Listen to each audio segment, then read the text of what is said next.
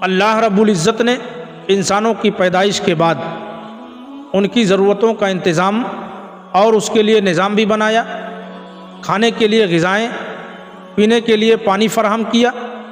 جس طرح ایک انسان کے لیے کھانا پینا ضروری ہے، اوڑھنا بچھونا ضروری ہے، اسی طرح عمر کے ایک حصے پر پہنچنے کے بعد نکاح بھی ضروری ہے۔ کہتے ہیں کامیاب زندگی کے لیے خاندان کی ضرورت ہوتی ہے، اور خاندان کا وجود جو ہے وہ نکاح کے ذریعے سے عمل میں آتا ہے۔ اسلامی معاشرتی نظام میں نکاح ایک ایسا اہم رکن ہے جس کے ذریعے سے ایک لڑکا اور لڑکی جائز اور حلال طریقے سے ازدواجی زندگی سے باہم منسلک ہوتے ہیں۔ نکاح ایک ایسا عمل ہے کہ جو دو خاندان کو جوڑنے کا سبب بنتا ہے۔ پیارے مصطفیٰ نے فرمایا کہ دو خاندان کے بیچ میں محبت پیدا کرنے والی چیزوں میں نکاح سے بڑھ کر کوئی چیز نہیں ہے۔ آپ دیکھیں کہ دو خاندان آپس میں ایک دوسرے سے ناواقف ہوتے ہیں، ایک دوسرے سے شناسائی نہیں ہوتی ہے، لیکن نکاح ہونے کے بعد اجنبیت جو ہے وہ رشتہ داری میں بدل جاتی ہے۔ اسلام میں نکاح صرف خواہشات نفسانی کی تکمیل اور انسانی ضرورتوں کی تکمیل کا نام نہیں ہے، بلکہ اس پاکیزہ رشتے میں دنیا اور آخرت کے بہت سارے احکامات ہیں۔ آپ دیکھیں انسانیت کی تحفظ و بقا کے لیے اسلام نے نکاح کو بنیادی سبب بتلایا ہے۔ احساس زندگی اور شعور بندگی کے لیے نکاح کو عبادت سے تعبیر کیا ہے۔ بے حیائیوں پر روک لگانے کے لیے نکاح کو اسلام نے مؤثر ڈھال قرار دیا ہے۔ نگاہوں کی پاکی اور شرمگاہ کی حفاظت کے لیے اسلام نے نکاح کو ذریعہ بتایا ہے۔ پیارے مصطفیٰ نے فرمایا نکاح میری سنت ہے، اور دوسری جگہ پر ارشاد فرمایا کہ نکاح آدھا ایمان ہے، یعنی اگر کوئی انسان نکاح کر لیتا ہے تو اس کا آدھا ایمان مکمل ہو جاتا ہے، باقی آدھے میں چاہیے کہ وہ اللہ کے احکام کی پابندی کرتا رہے۔ ایک بندے مومن کے نزدیک ایمان کی دولت سب سے بڑی دولت ہوتی ہے، اور اس دولت کی حفاظت کا ذریعہ جو ہے وہ نکاح کو بتایا گیا ہے۔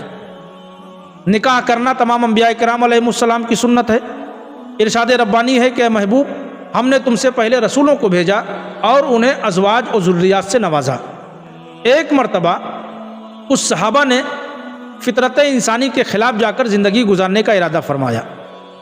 ایک نے کہا کہ ہم شب و روز اللہ کی عبادت کریں گے، دوسرے نے کہا ہمیشہ روزہ رکھیں گے، کبھی ترک نہیں کریں گے، اور تیسرے صحابی نے کہا کہ ہم کبھی نکاح نہیں کریں گے۔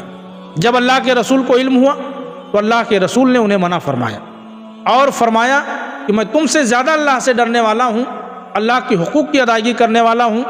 میں رات کو عبادت بھی کرتا ہوں اور سوتا بھی ہوں، میں نوافل روزے بھی رکھتا ہوں اور جو ہے انہیں ترک بھی کرتا ہوں، اور میں نکاح بھی کرتا ہوں۔ نکاح میری سنت ہے، جو میری سنت سے اعراض کرے گا، پیارے مصطفیٰ نے فرمایا کہ ہم میں سے نہیں ہے۔ آپ اندازہ لگائیں کہ جب کچھ صحابہ نے فطرت انسانی کے خلاف جا کر زندگی گزارنے کا ارادہ فرمایا تو اللہ کے رسول نے انہیں منع فرمایا کہ یہ چیزیں تم کو اللہ سے قریب نہیں کریں گی، بلکہ یہ چیزیں تم کو اللہ سے دور کر دیں گی۔